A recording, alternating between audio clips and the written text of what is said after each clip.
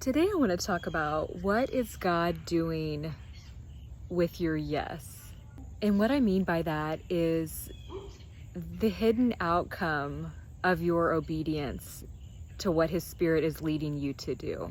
And some examples of this would be when, for example, in my life, when I have felt led by God's Holy Spirit to pray for someone in public, which might seem scary, to talk about what Jesus has done and is doing in my own life and my faith, to share that with, whether it's someone at my church even, or that person in public that I don't really know. Maybe it's a barista or cashier or other type of service person, and maybe that encounter feels awkward and maybe even unfruitful. You feel like it was a miss and you find yourself second guessing why or if you should have, or how you did show up in that moment, because you're trying to connect well with someone and love them well, but you're also sensitive and full of empathy and compassion and to their situation.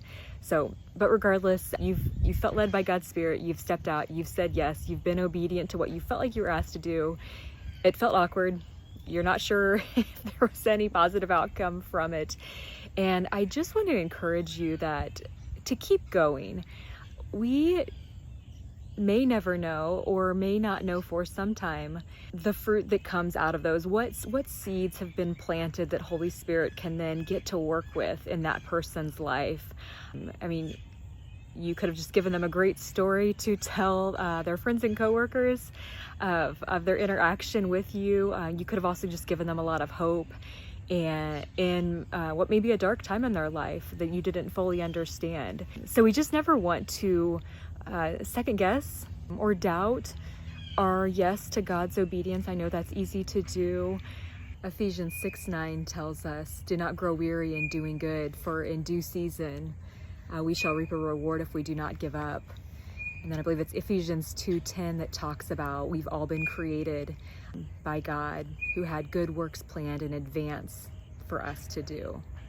So just keeping those in mind as encouragement to you to keep stepping out, to keep sharing your faith, to keep loving on others. Some practical examples are just looking for ways to encourage or connect well, to connect well with and to encourage well those that may seem different than you, or those in a service setting when you are interacting with them.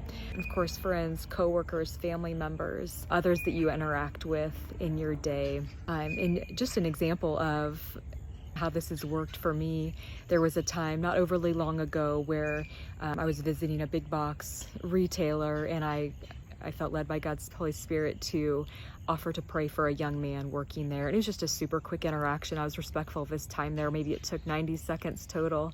But I just asked him if he'd heard of Jesus Christ. And it was so cool because he said, "This is such a coincidence. I have been thinking about Jesus Christ over the last few weeks and wanting to get him to know him better." So I was just able to just in a few quick sentences let him know about Jesus and where he could go to learn even more when he had time.